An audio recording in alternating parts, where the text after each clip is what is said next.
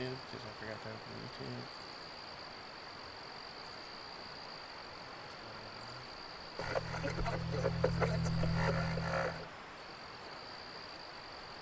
Four. Damn. And you wanted to do the podcast at 10 today. That's insane. You're a crazy person. I'd still be asleep.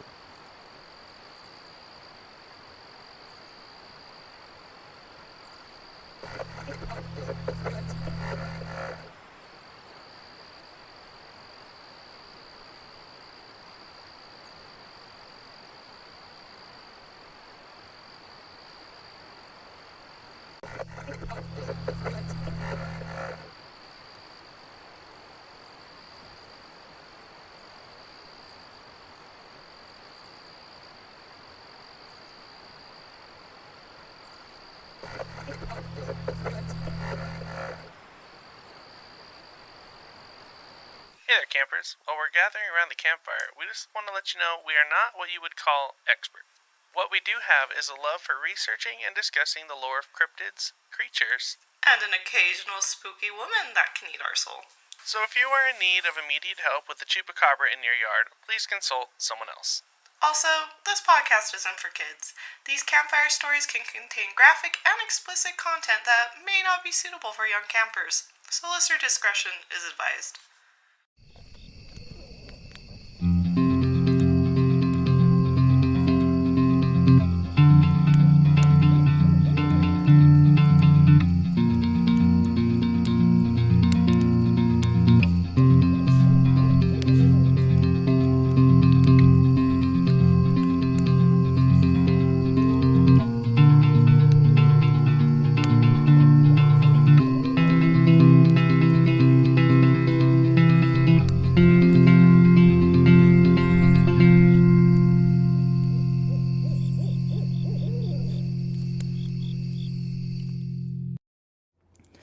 Hello, campers. My name is Kimmy, and I'm here with my co-host Ryan. Good morning, everybody. Welcome back to Aloreing, our folklore podcast, where we tell you the history and stories of different legends and lore from all around the world. Wow, you guys, this is like our first morning recording in forever. And by morning, we mean noon. But, you know, that's morning for, at least for me. It's kind of morning for me. Yeah. I was just letting Ryan know I was up till like 4 last night. And I have to wake up with the sun, so I was back up at 7. Yeah, I don't know how you wake up with the sun. That ain't me. I'm like a 10 a.m. wake up guy. Yeah, I have to. It's a pro and a con. During the summer, I feel like I get a lot more done because I rise with the sun, but I sleep with the sun kind of personality. Like, I never stay up that late. Like, it's 10, I'm like, time for bed. Yeah, I was going to say, you said 4 a.m. I was shocked. I don't think I've ever heard that before. And I know for a fact in college you never stayed out till 4. I know. I was like, it looks like it's 10 o'clock, Yeah, and you're like, the sun going down? Bye, guys. I was like, I'm a reverse vampire, actually, Yeah. and that's why I have to leave. The moon will actually melt me, so fun fact. No. Well, let's get into this. I'm still waking up, so apologies, but you guys are here for a good time, and you may be listening to this at night, so just use your brain imagination, like all you guys have. Yeah. Well, Ryan, what is your alluring thing this week? I guess it's kind of a subjective alluring, but I started school again this week. Okay. I'm very excited about it. I felt like when I was in college, I was like, man, school sucks. And then, now that, then when I got out of college, I was like, man, I miss school, and now I'm back in school, so we'll see how it goes. Yay! Study! Woo! Woo! I will never do that again. Yeah. Well, so I already have my bachelor's degree, so, I don't have to do any of the annoying stuff. Oh, thank God. That's why. I only have to do the program that I'm in. Like, I don't have to do any electives or any, like, prereqs, nothing. So, I what was I think one of the most annoying classes we took, and I think it's just because I know how to use a Google search engine, was the Microsoft PowerPoint and Word class. You do you remember those? yeah. I was like, I'm paid how much to learn to type? Like, I was always super offended. I was like, I'm in because my degree is bachelor's in computer information tech. And I was like, do they not think I can type in a Yeah. computer degree? Yeah. I, I completely blanked that class out of my memory. But now that you just brought it back up, I'm remembering, like, I waited until my senior year to take that class because I was like, I do not want to take a typing class. Like, I've been typing on a computer since I was 4. I don't need. I completely forgot about that. It was so bad. it was like, it was the weirdest time because I remember we had to go to that stupid lab to take the test for it, and it always smelled like depression. Oh my And goodness, yeah, that's an understatement. and I was like, why am I here? I remember, like, at one point, one of the dudes, I asked him to take the test, and he looked at me and he's like, your degree's IT and they're making you take it? And I'm like, you know, I have thought about this many nights. Many, many nights. And they wouldn't let you test out. That was the annoying part. I Because I would have tested out. That was what was so frustrating because I was like, oh, I can get it all done. And I like got all of it done within like the first month. And they're like, you got to wait for it. And I was like, why? Yeah. Let me just peace out now. Do you know acknowledge this class is irrelevant? Like the Excel one, I get the Excel one. Yeah, okay? that was like, it. That was the only one. But I feel like Word should have been like a week. Yeah. It should have been a whole Not course. A week, an hour. And that 20 minutes tops. Yeah. But we're already going off the rails. Let's try and wrangle this back in. So Kimmy, what did you find alluring this week? Wow, college, I don't miss it. My alluring thing is, I don't know if you know, I'm starting a comic. You've So mentioned it. That's pretty, I don't know if I mentioned it here. I'm really bad with what I say where at this point in my life. And I just feel all the dots will connect. So like people that follow my art account and my personal and my podcast, like, you know what's happening because at one of those channels I have said something. Yeah. So which Kimmy do you follow?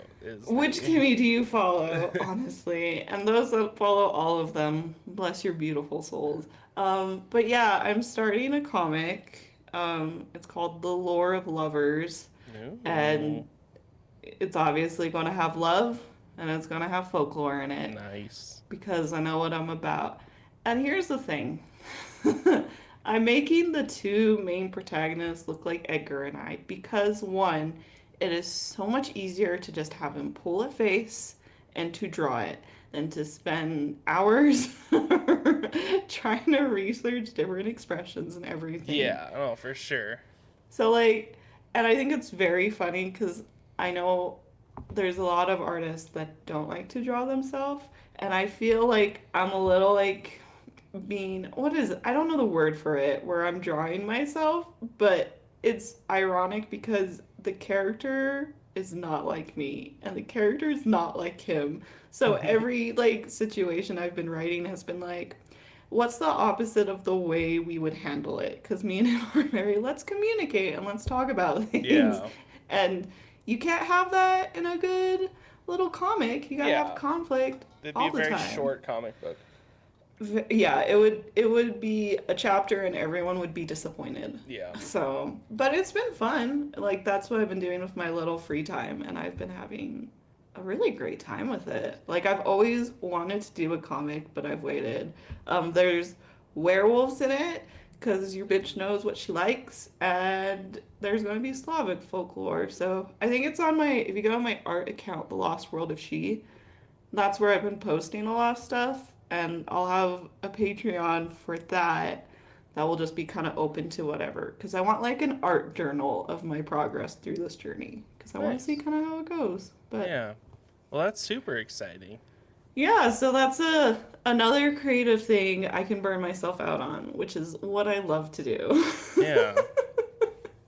But Speaking of burning, burning. does that work? Yeah, it kind of Yeah, works. yeah, that Speaking works. of fire, um, let's Cue get into this week's folklore, shall we?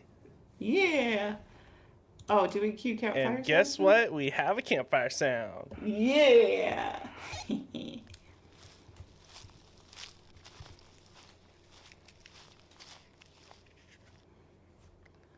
Grant, oh, grant me thy hidden fire, O banyan tree. Perform an incantation, utter a prayer to the banyan tree.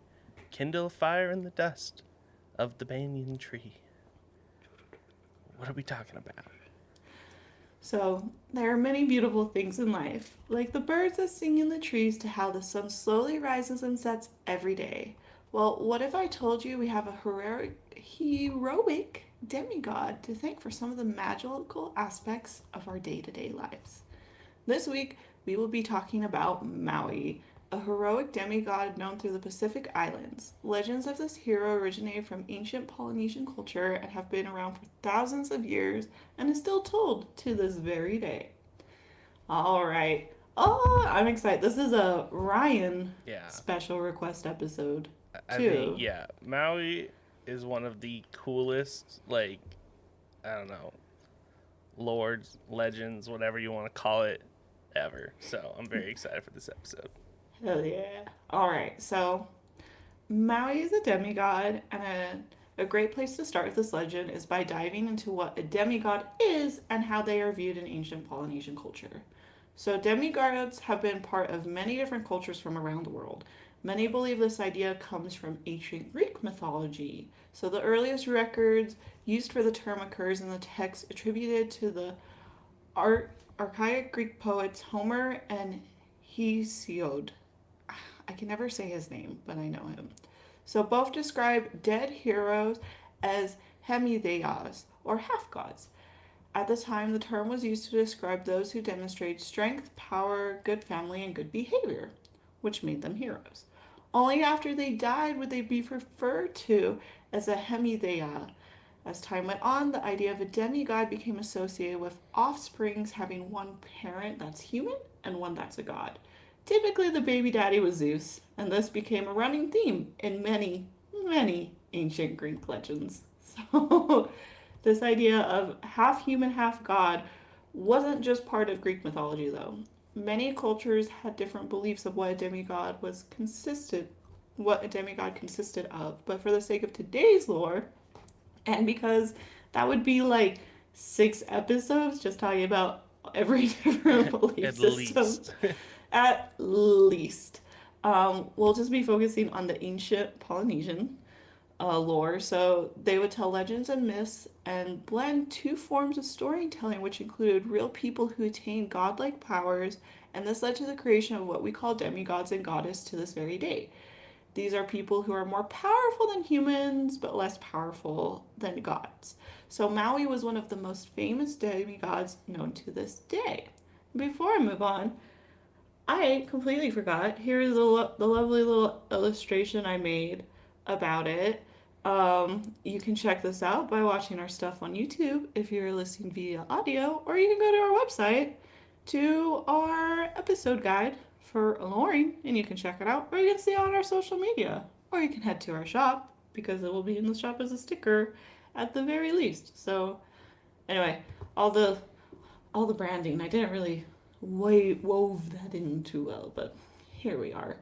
So, the legend of Maui. So, another important thing to know is how his legend spread across the vast Pacific Ocean. His legacy spanned over 1,000 years, and his stories went over 4,000 miles across the Pacific Ocean, from Hawaii to New Zealand to Tahitian groups of islands. Maui is a shared deity with many similar stories that hold only few differences here and there. Regardless of the legend of the character, it's always performing a similar feat or has the same personality, even though these islands are 1,000 miles apart from one another. So ancient Polynesian voyagers would take these legends with them and they would travel to new islands, which is the strongest link of evidence we have to this day connecting the scattered inhabitants of the Pacific into one nation of the same genealogical race. So, like, I feel like I'm kind of word dumping you guys, but there's just so much information with Maui. So, moving forward with this episode, I want everyone to understand there are so many different legends throughout the Pacific Ocean. Some coming from Tongan, some coming from Samoa, some coming from Hawaiian, and some coming from Maori mythology. They're just everywhere. So this is one of those folk tales where there's just so much we could talk about, and for the sake of time, we'll be talking about some of the more popular ones we found. But like we say at the top, we are not experts. So feel free to look into these stories. I feel like all of these stories were like very delightful. So they're fun. Like these are good legends. It's not like you're looking up Bloody Mary sightings at 3 a.m., you know? Yeah. So I just wanna like put that precursor because I feel like this is an episode where people can be like, what about this one? What about this one? It's like we know of it, but we don't have all the time. There's just a lot. There's a lot. There's This there's could so be a much. 6-hour episode. I had to put off this episode a few days because I needed to like figure it out, and this one took a lot of work, so I'm very excited about it. Okay, so now shifting to his name. It is very easy to break down. So in myth, Maui constantly breaches taboo, which are ritual restrictions, and his name sounds like Maui, meaning left hand side, the side associated with Tapu's opposite, Noah. So there are also a few different versions of his name. I wasn't able to pronounce a single one correctly, but they all have Maui in it. Ryan even messaged me before the podcast, was like, you should practice it. And I practiced it, and I couldn't even do it, so I'm not even going to try. There's a lot of different versions of it. So I want to hand it off to him so he can tell you stories all about this delightful demigod. All right. And again, there are hundreds of stories. So picking 3, not easy, but here we are. So first, we're going to start off with a little story about his family life and upbringing. So, Maui had a miraculous birth. He was born prematurely and cast into the ocean by his mother. The ocean waves carried him away, and he was found by an ocean spirit wrapped in seaweed and jellyfish. He was then discovered by his grandfather, who found him being attacked by flies and seagulls on the seashore. He rescued Maui and nourished him into his teen years. Once Maui was old enough, he told his grandfather how he wished to meet his family. He then traveled to his family home to find his 4 brothers and his sister, Hina. At first, the brothers were worried about the newcomer and casted him aside. But Which is fair. yeah, like they don't know this guy. Right. Yeah. Yeah, I'm sure they didn't know like that he got thrown into the ocean at birth, you know. Well, like, I mean, if a guy just like showed up to your family gathering, like, I'm your brother, you'd be like, Let's wait and find out. Yeah. So, Maui wasn't going to give up that easy. Later that evening, when the family gathered in the Mara to dance and be merry, he snuck in and sat down behind his brother so they wouldn't see him. Taranga, his mother, then called the children and noticed the strange child. Not recognizing the child at first, she tried to cast him from the home, but Maui was able to prove himself and he was taken in as a member of the family. Some of the brothers were jealous, but the eldest brother said the following: "Never mind, let him be our brother. In the days of peace, remember the proverb, when you are on friendly terms, settle your disputes in a friendly way. When you are at war, you must redress your injuries by violence. It is better for us brothers to be kind to other people. These are the ways by which men gain influence: by laboring for an abundance of food to feed others, by collecting property to give to others, and by similar means by which to promote the good of others." While living with his family, he worked hard and showed that he was no normal human and wanted nothing more than to help his family. and show them how powerful he was. One of the most famous things he did was aid in how Hawaii came to be, which leads to story number 2. I think I do like this because I feel there's so many folklore where when people like have to prove who they are, it's such a battle Yeah. and no one supports. And I do love the idea where the older brother is like, let's hear him out. Let's Yeah. just see. Yeah, it's fine. Let's be nice. You Yeah. know? And everything, like, I mean, there's some stuff that's like a little, but most of the time, everything like that Maui and them did was just like, let's help humans, which was pretty cool. The opposite of what you see in a lot of like Western like lore and gods and stuff, where they're just like, let's kill everyone. Like, They're like, fuck the humans. And then this one, they're like, hear them out. Yeah. Let's just hear them out. yeah. So basically, the complete opposite of all Germanic and like Roman and Greek folklore. Oh, and like Slavic too. Yeah. So anyway, this is the first one I ever heard, which is so awesome. So this is the creation of Hawaii. So there are several different versions of this story. Legends vary from island to island, but here is the most popular one that I found.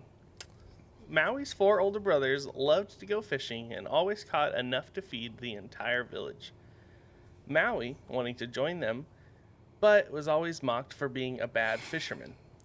I feel that, Maui. They said he brought nothing but bad luck, and when he did catch a fish, it was the tiniest one. Are you a bad fisher? Oh, Are you yeah. bad... I'm the worst. Really? Mm-hmm. Wow. I crush it. Really? Oh. Yeah.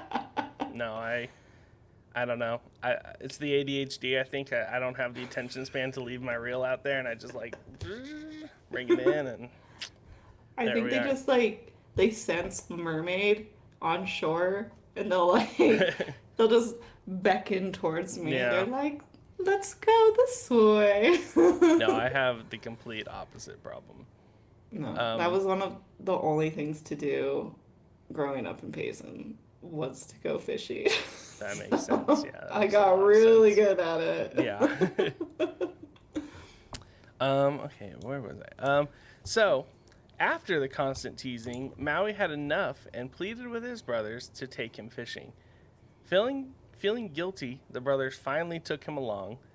What the brothers didn't know is that Maui had a trick up his sleeve and was going to prove that he could fish. He brought his magic fish hook, which I'm gonna attempt to pronounce this word. I'm so sorry in advance.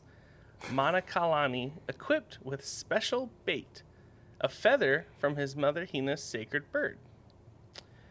After paddling the canoe far out to sea, they all cast their lines to fish and waited. Then Maui hooked something grand. Due to the catch being so big, he told his brothers to paddle the canoe so he wouldn't lose his catch. The brothers paddled, Maui pulled on the line as an intense struggle ensued. Then the line snapped. Silence fell over the brothers as they looked amongst each other, then over the canoe to see what it could have been. That is when everyone realized that Maui had pulled up 8 islands from the ocean floor. What do you even say to that? I don't know. Like, look at this catch, I guess. I don't know. There is another version of this tale where he tricks his brothers by saying that the island is a giant fish and pulls them up one at a time. And another where he pulls up a giant manta ray. Then there's the tale from New Zealand, which, another manta ray story. But Maui has to leave them with his canoe to get a priest to perform a ritual because it was such a large catch. But while he went to go get that priest, his brother began trying to cut the manta ray up, which would explain the deep valleys and mountains on the North Island. And Maui's canoe became the South Islands. Oh, okay. Back to the main story. I love those. Right? Yeah, it's I think it's pretty great because I'm an older sibling and I have two younger brothers, and I really feel this one in my soul when your younger sibling's not good at something Yeah. and they keep asking you. They keep asking you to spend time with you to do it. And you're like, just stop. And you're like, I'm gonna take you so you just can Yep. stop. And Because then they're mom just told way me. better at it than you. Yeah, and you're like, mom told me I have to take you. And I would be pissed too if they showed up and they were better at me about it. I'd be like, don't even talk to me. I don't even want to hear it. All right, where were they? So Maui's siblings now acknowledged his great power and admired him. He was glad to be welcomed by them, but he was still having some mother troubles. He even noticed how every dawn his mother would leave somewhere unknown only to return the next night. Ooh. Wanting to know what she was so fixated on and where she was going, he blocked the entrances and the sources of light to their house to keep her there, and stole her clothes. He did this secretly to trick her about the time of day. Then, when the sun rose, he took everything down and put her clothes back and watched to see where she went off to. She went over to a clump of tussock and pulled it from the ground and then descended into a large tunnel into the underworld. Maui, realizing she literally walked into the underworld, quickly transformed into a karu, which is a New Zealand pigeon, and followed his mother. Once he arrived there, he found a group of people sitting on a patch of grass in a grove of a manapu tree. He flew over to the tree to get a better look, and when he sat upon it, dropped berries onto both of his parents' heads. This woke them up from some type of trance, and then he transformed back into his human form. Now face to face with his mother, she immediately recognized him as the child who used to live with her. Learning this, his father, Mekatutura, then immediately took him to the water to give him a baptism, but he rushed through it, and this botched baptism resulted in the gods punishing Maui along with the rest of humanity with death. So, something I do want to clarify from what I was able, because I listened to a lot, and I mean a lot of like people telling the folk tales of this, Mm-hmm. is that humans used to like not die. Yeah. And now they can die. Yeah. So that's from what I kind of understood of that. Like that was a little bit kind of hard to figure out. And Yeah, I so felt he like, basically, like, his dad messing up this, like, ritual, like, brought death to the world on yes, accident. yeah. Um, Which sucks. If your which father really isn't sucks. present, Yeah. and the one time he is present, he brings death to humanity. Yeah. It's But like, that didn't stop Maui from saying that's not cool and trying to do something about it. oh hell Which yeah. leads us to story number 3. So, after overcoming so many obstacles and successfully defeating many foes, Maui longed for a victory over death themselves. He believed immortality should be a gift bestowed upon mankind. Yet, his father warned him that his time of failure and death would surely come. Maui asked his father, "By what shall I overcome?" And his father replied, "There is one so powerful that no tricks can be of any avail." Maui's father told him of his ancestor, the great Hinu of the night, the guardian of life, would see to his demise. This goddess had flashing green eyes, volcanic glass for teeth, a large fish-like mouth, and hair that floated in the air like seaweeds. Aw. His father admitted to a mistake he had made when chanting the invocation of Maui's childhood, when he was made sacred and guarded by charms, but his father had forgotten a part of the ceremony, and because of this, he would surely die one day. But Maui persuaded his brothers to go with him to keep watch. So, here was the plan. Maui planned to enter into the goddess's stomach, cut out her heart, and exit through her mouth. Thus, killing the goddess and bringing the heart of immortality to mankind. While Hine no Tipo was sleeping, he entered and retrieved the heart. But as he emerged through her mouth, one of his brothers laughed aloud, waking the goddess, who snapped her obsidian teeth closed, cutting Maui in half. Maui thus entered the gates of death, but was unable to return, and death was ever since been victorious over man. Excuse me? I know. It's a really tragic ending, which is why, we don't live forever. Oh my god. I was like, wow, the whole cut her heart out, like enter, cut her heart out, and peace out feels very anime. And then we just went Attack on Titan. Yeah. So fast. Yeah. I do not like that. Yeah. At all. But, he stopped, death came to the world, so, like, even Maui couldn't stop it. Yeah. There are, like, a lot more really fun stories, and I was reading through our notes ahead of time, and Kimmy's going to briefly go over most of them later, because there's just some absolute bangers. Yeah. But they would have taken a very long time. Maybe we'll do the second one. Who knows? But anyway, I still never set up that commercial in OBS, but that's all right. Well, we got it. I have a plan. We gotta do the quick thing for our audio listeners, where we go. We're gonna. Oh yeah, so we're gonna jump over to a quick little commercial break. Cue those radio sounds. Okay, So for our YouTube plan? Listeners, I'm just gonna open aloreing.com/shop real quick. Oh, cool. And let me I'm just gonna like this. We just show you guys the new stuff in the shop because you don't have to listen to this. Like that's an audio thing that supports our show, but you're here. Yeah. So just check out our new stuff. Oh, I added a shit ton of stickers. Oh yeah. Things are changing on our Patreon. So instead of voting, I now just upload the stickers to the shop because it's just been decided everyone wants all the stickers in the shop. Yeah.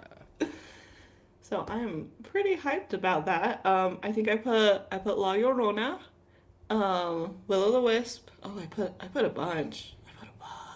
Yeah, there's all sorts of stuff, guys. There's look at all this. Look at all this. This is why we're here. Yeah. I'm not going to spend too much time on an ad. Oh, sorry about that, because we're on YouTube.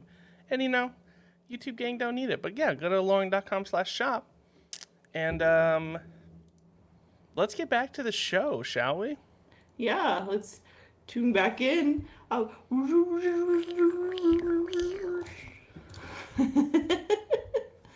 All right. Welcome back, campers. We hope you enjoyed that little break. We are now going to talk about the appearance and history of Maui. Now, I want to tell you what he looks like, but I want you to look at this picture of this beautiful man. Because I have realized Maui is a very beautiful person. And I may be a little bit biased, but it just makes, when someone's heroic and hot, it just makes my heart so happy, because it's like, it's the whole cake. It's all of it to me. The whole cake.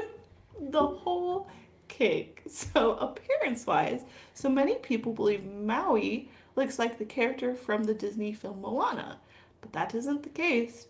Maui is traditionally depicted as a lithe teenager on the verge of manhood.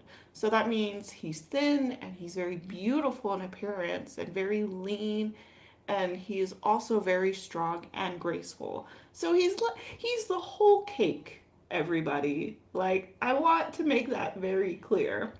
So there are also a few legends that say, very, very few legends that say Maui is a wise old wandering priest.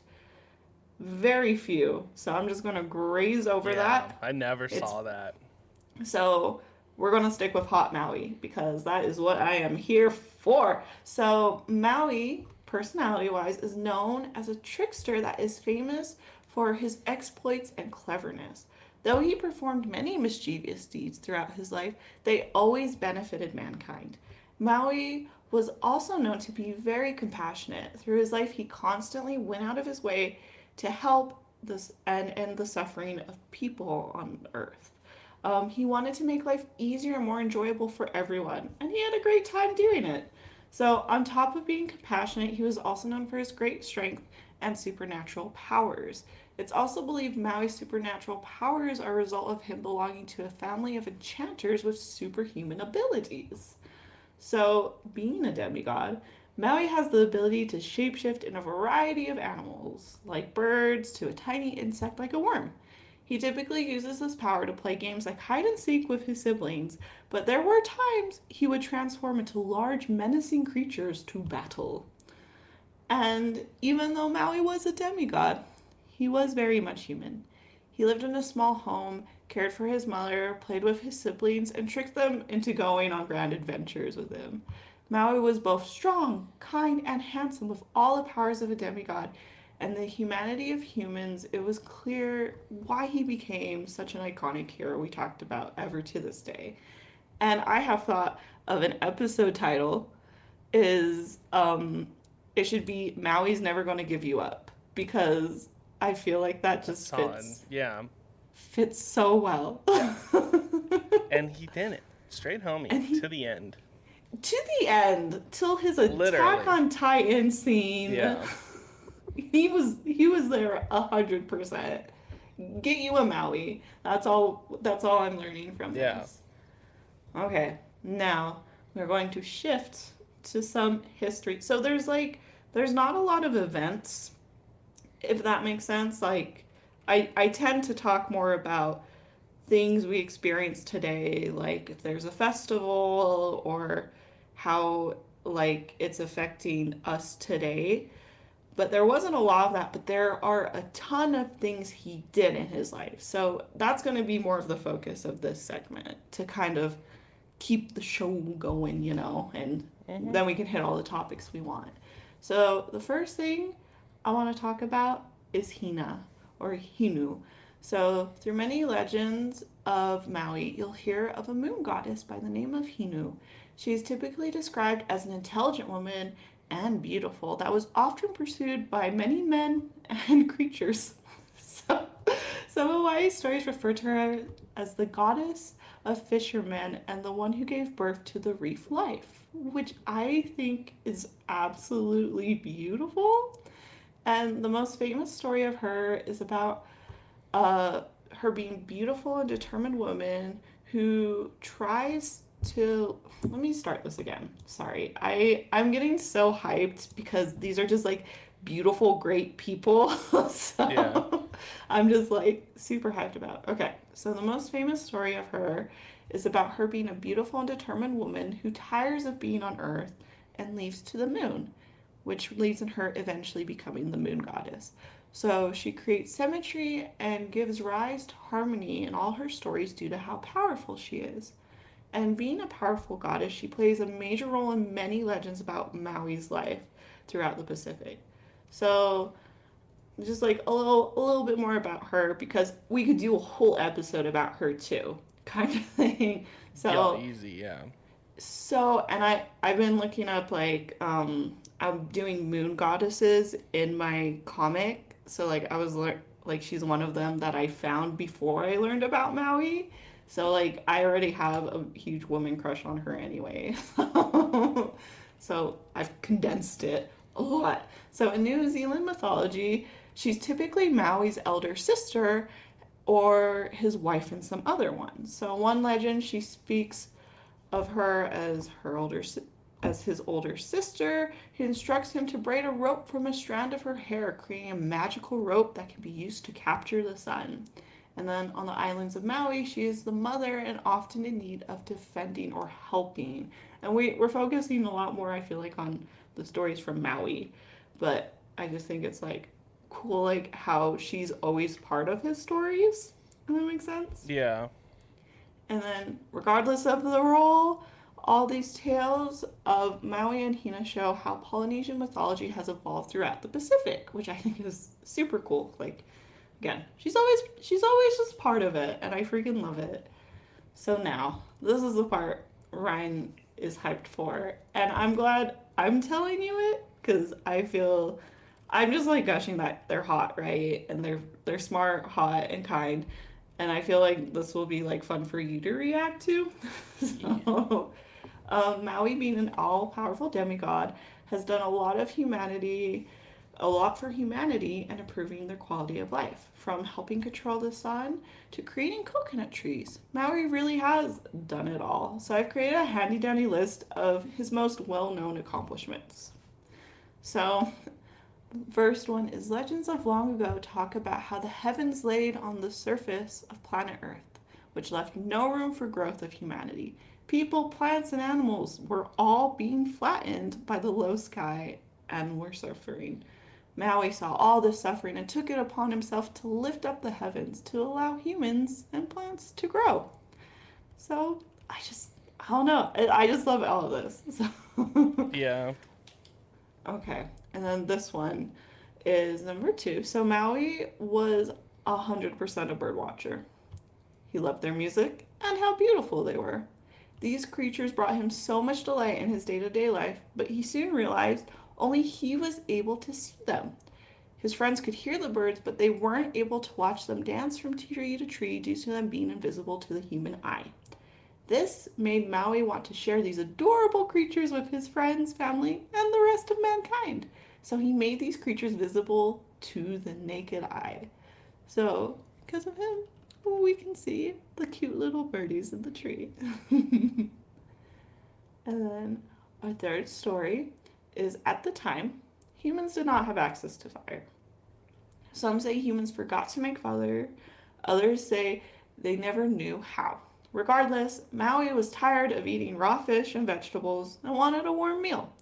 So, determined to find another way to eat his food, he noticed a plume of smoke in the distance and went to discover what it was.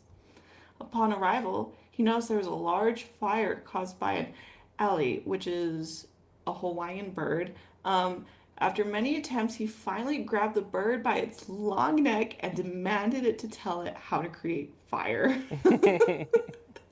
He was like, so much. He's like, you need to tell me your secrets. And I like that he's like so forward about it, where he's like, tell me right now. Okay, so now the bird wanted to keep a secret. So he told Maui to rub 2 pieces of banana tree together. Well, Maui tried it, and it did not work. Obviously. When this did not work, he squeezed the bird's throat till he was forced to reveal the real way to make fire, which was rubbing 2 pieces of dry ka'awi together. So, I love this idea where he's holding the bird by the throat, and he's like, how do you do it? And he's like, 2 banana leaves. And he just grabs it with his other hand and like does it with one hand and then looks at him. He's like, try again. So Maui was then able to create a large fire as instructed, but he wasn't going to let the ali off that easy. He left a mark on its forehead, which explains why these birds have brightly colored red bills and the chicks are born with a bald red head that looks like it's been scald. So he was like, you were a jerk about it, so I'm going to punish everyone you know for it. Yeah. I don't know if you've ever seen I don't know how to say it. They basically look like ducks, and they just got a big old red, like, head. Yeah. That's what a moorhen is. And that's I should have put a picture of it, but they're very popular there too. So you'll see one if you're wandering around. And then this one. So this is the 4th story I have. So I'm so curious how you're going to feel, because I don't even know if you knew this one, because this one took me a lot of digging. So one day, Maui went fishing with, I can't say it right, Irawuru? I know that's wrong, but it's the husband of his sister, Hinu. So during the expedition, he became annoyed with his brother-in-law. Some legend says it's due to jealousy since he was such a skilled fisher and that they would argue with their fishing lines becoming entangled. Others said it's because Maui was disgusted by his greedy nature and how he refused to give him a cloak. So, regardless of what went down with the two men at sea, Maui was not happy with his brother in law. So, once they hit the shore, Maui grabbed him, stretched out his limbs, transforming him into the first dog. Whoa. I feel like these stories are so pleasant, and it's like the last like two sentences that are like flip it, you know what I mean? Yeah. So later, because keep in mind, this is a married man that just got turned into a dog. So later, Hinu asked Maui what happened to her husband, and he told her to call Moi Moi. Upon doing this, her husband in dog form came running to her as happy as could be. Oh. This, however, was a little too much for her. And with an incredible sense of grief overcoming her, she threw herself into the ocean to not be seen again. Yeah, I never heard that one. Isn't that It's crazy? messed up. I'm looking at my dog a little differently right now. Like, We just had someone in their live stream say, it started out lawful good and became chaotic. Yeah. Oh, cool. Straight up. So, yeah, that would make family reunions a little tense. Just a little. But now you have your little furry friend Pablo, so that's how you got. That's He another knows. He knows. He's Maybe looking at that's me. why he always stares at you like that. Mm-hmm. He's always like, the things I've seen, and it's just like a black and white flashback of Maui stretching him out into a dog form. All right, and then the next one is one you suggested. So one day, Hinu went down to the stream to confront a large eel by the name of Kunalo. Now listen, this eel had a thing for her because, you know, beautiful goddess energy, and he wanted her companionship. Her, on the other hand, was not into eels. So, though she told him she wasn't interested, instead of taking no for an answer and moving on with his life, he becomes vengeful. So at first, he created a version of streams which flooded the cave dwelling her family lived in. The eel is pleased with himself until she calls out for her son Maui, who smashes the dam, diverting the river. Now, frustrated, the eel continues to harass her because he can't take a hint. So, striking on the riverbank, I don't like this. He covers her in slime and chases her into a tree. Which, I feel like these stories start out really sweet, and then there's like a really weird, dark anime moment in all of them. So now, Hina's over it. Girl, the seal isn't taking no for an answer. She's covered in slime. She's been whacked into a tree. Girl is done. So she tells Maui, take care of it. I've been civil, I've been kind, and I can't do it anymore. So Maui sets a bunch of traps to catch the creature. Now, once it was captured, Maui cuts him into pieces with a stone axe. The pieces he throws into the sea become a variety of sea creatures, including saltwater eels. And the blood of the creature flowed into the stream and became freshwater eels. And then finally, he buried the head near the shore, which soon led to a coconut tree growing in its place. So that's how we got some saltwater creatures, that's how we got freshwater eels, and that's how we got a coconut tree. Yeah. All because an eel couldn't take no for an answer. At least in this instance, again, unlike some of the Eastern folklore that we do, when they didn't take no for an answer, they got smashed and buried in the ground, and then a coconut tree grew. So, a happy ending this time. Yes. See, people that can't take no for an answer should result in coconut trees. If we were to take anything from the story. No, and I like that. I feel that's like sadly in European lore, I do feel there's a lot of, oh no, like she's gonna die now, and it's like, why? Yeah. She didn't do For what though? anything. Yeah.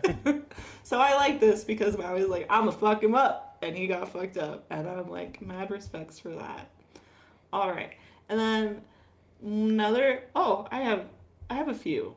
We're in here for a minute, so I hope y'all are buckled up. So, La, known as the sun, used to be notorious for traveling in irregular paths in the sky. So coming and going whenever it pleased without a care in the world. For Maui, it was extremely inconvenient. It made farming difficult, there was inconsistent days, and it even made it difficult for his mother to try and dry her clothes. Now Maui was sick of the sun and took the matters into his own hands. He made his way to the highest point on the island, known as the House of the Sun, to set his trap. And for some reason, many people laughed at him and said he was crazy. But listen, this boy made a coconut tree out of an eel, so I'm going to give him the benefit of the doubt whenever he's trying anything. And I believe timeline-wise, this is after he pulled the Hawaiian islands out of the ocean. So I mean, at this point, like, who you laughing at? You know? Yeah, he's accomplished all these things, and you're like, this is like, where this is where we draw the line. You're like, but the sun though, it's like just let him try it, because obviously he's got something going for him. Yeah.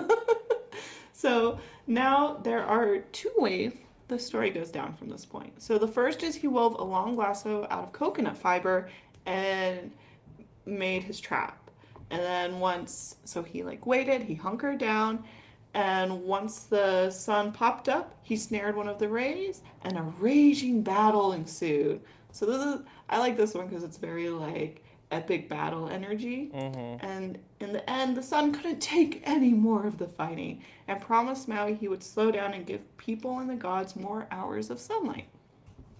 Now the second one, he actually crafted snares made of his own hair in order to trap the sun. And this is also where some stories talk about Hinu and him making a rope out of her hair too. And once he captured it, he just convinced the sun to go across the sky slowly. So I like the one before it because it's more, it feels right in my bones with how his personality has been constructed as like the strong, heroic, I'm a fight, and I'm gonna not take no for an answer when it comes to battling. So I super enjoyed that one. And then the last one is the legend. This is a fun one. Can I do this one? Oh, please do. I need a drink so bad. So I added this one because your section here overlaps a lot with my modern takes. Okay. So I just wanted to add one. Another really fun one is Maui's mom made him a kite, and he went out to fly it and was like, man, don't got enough breeze. So he went to the priest who controls the wind using a giant gourd.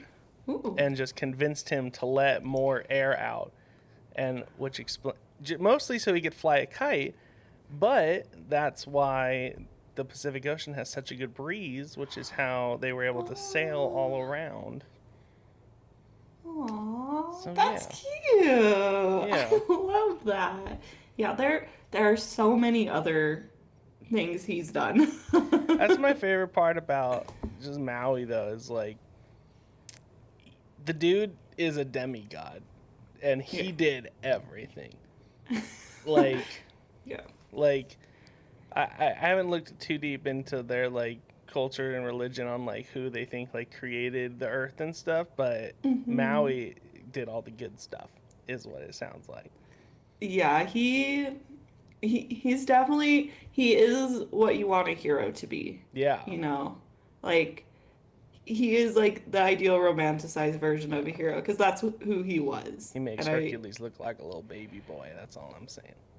Yeah, I never thought Hercules was cute though, but that's a personal. Yeah. Well, I mean, even just pure like stuff he did, you know. Yeah, and I love it because it's really refreshing to have a male heroic protagonist that isn't creepy with women. Mm-hmm. Like, very nice change of pace. I was like, this is divine, and like not like constantly being creepy from like what I could find. He was always like, I'm gonna fight and be heroic, and I'm like, sounds great, Chief. Let's do it. And speaking of priest, you know what time it is, Ryan? It's time for the science or the church. Now listen. This one is a little different. Okay. But a little different. I believe in you. And I can't say why, but that's your only hint. That's all I got for you. Well, I know that eventually, us white folk went there and kind of ruined everything. So I'm gonna go with the church. Ding, ding, ding, ding, ding, ding. You have got it. Congratulations, Ryan. I'm not gonna celebrate this one too much because I apologize. Yeah, I'm approaching this one a little bit differently. Okay. Oh. So, but it is a belief, it's a religious system. So when I Okay. normally say the church, it's about Catholicism, Usually, and I'm yeah. coming. That's what it's typically about. But this week, I'm going to be talking about Hawaiian's ancient religious belief system and its connection to Maui, the demigod. So it's going to be religion. It's just Okay. funnier for I feel like science, the church, like just vibes more of what we do. But for this, Well, again, just a nice change of pace this entire episode. I like it. yeah, we're doing some refreshing stuff before we get into the chaos of spooky season. So, enjoy this delightful journey. So, the ancient Hawaiian religion is known as an animalistic belief system, with many deities and spirits originating amongst I'm really bad with this. The Tahitians, yeah, and other Pacific Islanders who colonized Hawaii. So Southern Pacific Islanders continued to colonize Hawaii over a time frame estimated between 450 and 1300 AD. So the first wave of migration is said to have been of peaceful people who believed in what we call the law of aloha. And this law was based on the mutual respect, kindness, and cooperation. So, small independent communities made up of these early colonizers evolved in the isolation for close to 600 years. Their animalistic belief system, so from the Latin word animia, which means breath, spirit, and life, held that all objects, places, and creatures possessed a distinct spiritual essence known as mana. I just want to correct you real quick. It's not animalistic. It's just animistic. Oh, animistic. Yeah. Fun fact, if no one has caught on at this point, I am slightly dyslexic. Congratulations, I have fooled you. But I try they really look hard. very similar, but animalistic sounds bad. It's Yeah, no, thank you for correcting. I hate it, like, sometimes 6 and 9s and B's and D's, like, everything gets confused, so, and then the slight lisp, it's like a beautiful recipe for chaos. But yeah, so anyway, Ryan said it right. So in the oldest known type of this belief system in the world, so this was known to even be before paganism. So the perception is that all things, animal, plants, rocks, rivers, weather systems, human handiwork, and even the energy of everything is just like alive and breathing and part of it. So in knowing this, I think it's really crucial to understanding how Maui the demigod is, because it makes sense why he's so compassionate with everything. He's really understanding, and though he is chaotic with his approaches, he is always doing things to benefit everyone. So I just thought that was like a cool way, like a really good way to approach it, because it gets really deep, but I feel like this ancient belief system affected this legend so much and is why it's such like a great thing to this day, if that makes sense. Yeah. Even though I said animalistic instead of animistic belief system. Oh, great. That was a fun one. So, in closing, you all know how I feel about this man. Beautiful, heroic, and had a heroic death, as terrible as it is. But honestly, the fact that he just wanted to help out humanity and have a good time doing it, I freaking Yeah. love it. So this was a delight. I had so much fun with this story. I feel like things get dark so quick here, and it was just nice to have something that was mostly a good time. Yeah. That Excuse me. that was why I wanted to do Maui so bad. It's just because everything he did was just like, just sick. Like he's like, yeah, I'm gonna help these people. I'm gonna basically just help all humans. Um, so for my modern takes, I was gonna go over the song "You're Welcome" from the movie Moana, but most of it was already covered. Yeah. So yeah, so he says he has two thumbs pulled up the sky, as Kimmy discussed. He pushed up the sky. He climbed on top of a mountain, pushed it up. Yeah, so I don't really know if I need to go over the whole thing again because it was kind of already covered. But yeah, no, yeah, this was a fun episode. Do we want to do our announcements real quick and then head on over to our alignment chart where I'm sure we'll discuss it more? Yeah, for modern takes, do you want to like say what inspired you to want to do this episode? Because I thought Sure, that was yeah. I fun. mean, yeah, so I went to Hawaii not too long ago. And yeah, just while we were there, I like to do a lot more like not so much touristy stuff, but actually go like look around at like they have like cultural centers and stuff like that. And so I just did a lot of research about Maui while we were there, and yeah, that's kind of what made me want to do this episode. And yeah, because it's just such a drastic difference from what, like I've said all episode, from what we get from these like Eastern and like European folklore and stuff. Yeah, it's very refreshing.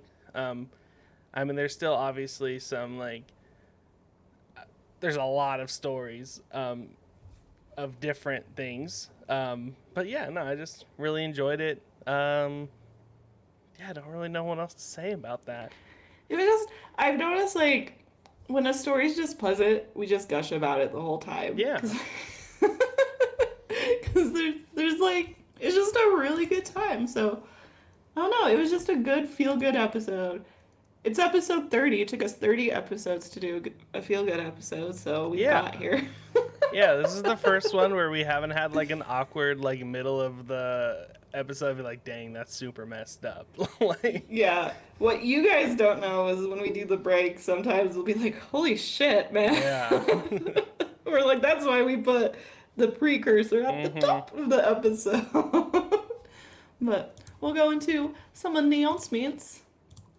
And man, this is a feel good episode because our little report's got some feel good yeah. announcements.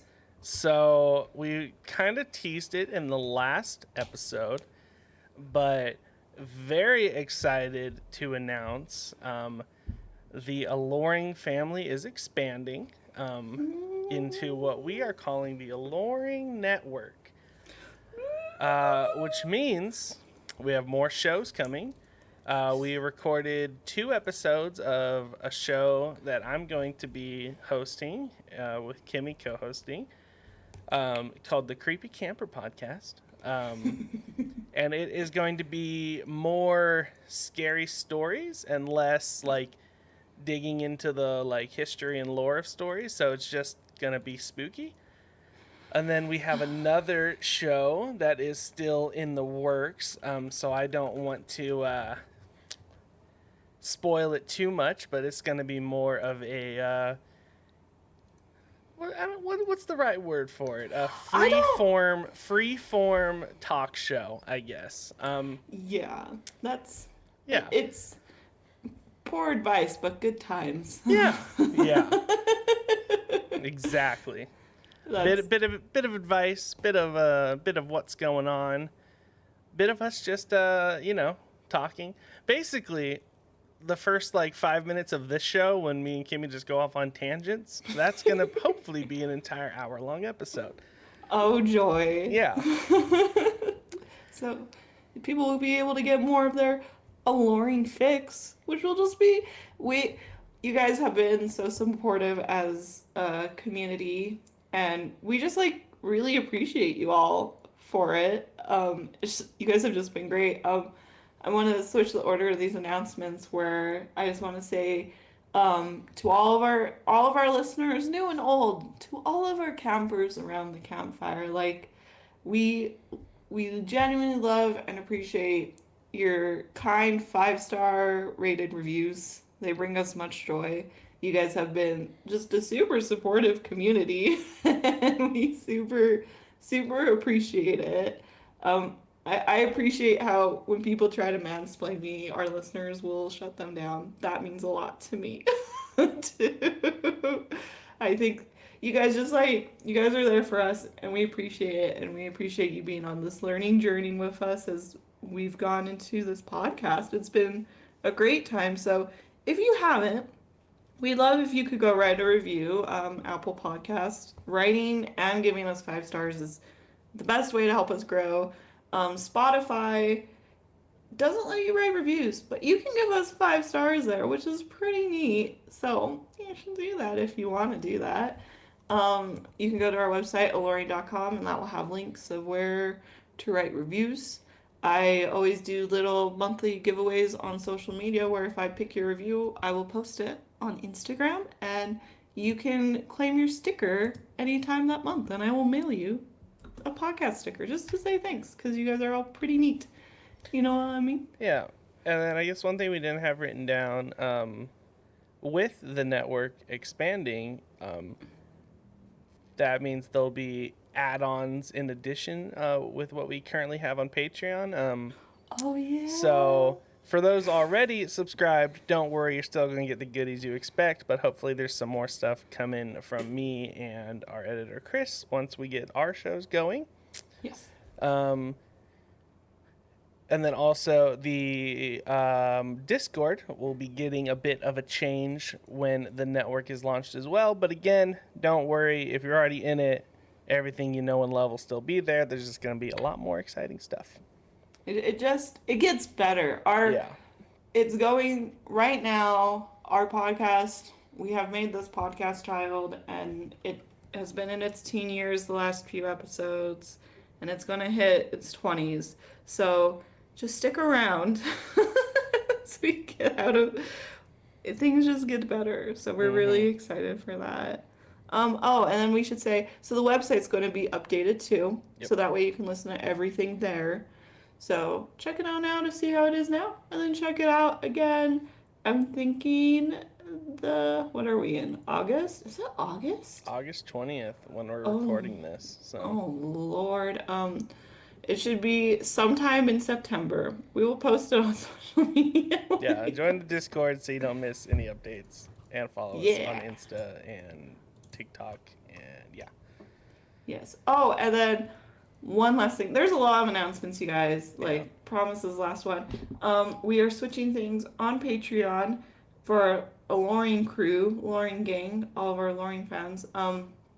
We are going to be doing it where you guys can vote on episode topics instead of sticker polls, because you guys have decided you all like stickers regardless of what they are, and they always get tied for answers. So it's always a this tie. This way you guys, it's always a tie. So this way you guys get to pick what we get to talk about, and you get your chance to get whatever stickers you want. So I feel like it's a good win-win-win. All right. Aloreing alignment chart. Let's do it. And for what I assume is going to be the last time, because I've seen what episodes are coming up, we are in complete agreement. The only reason mine's a little below yours is so that you could see it. Yeah, I mean, chaotic good, I think, is the best explanation, because, like, everything he did was just to help humankind, even if, you know, he did it a little by his own rules, you know? He got the job done. Yeah. I mean, like, Wow. the fire was technically stolen. It was choked out. Yeah, the moon, I mean, not the moon, the sun, he, like, pulled it down. He was like, hey, get closer. But, you know, it's a really good thing he did. Yeah. For us as humans, chaotic good. The sun Yeah. and the bird may have different feelings, Yeah, but they for us, may have him on the other side of the chart, but for us, chaotic good, straight up. Yeah. yeah, no, just everyone enjoy in this moment of blissful peace where Ryan and I agree 100%, no doubt, no argument, because this will change, and I know it will change. So, yeah, we really hope you enjoyed this lighthearted episode. What's one of your takeaways? If someone is harassing your mom or someone you love, bonk them on the head and turn them into a coconut tree. Okay. Let me scroll through. I think that's fair, right? Yeah. Turn harassers into coconut trees. Mm-hmm. And Maui's never going to give you up. Amen. Amen to that. Oh, thank you all so much for listening. This has been Aloreing. Have an alluring day, and we'll catch you in the next episode. Bye. Bye-bye. All right.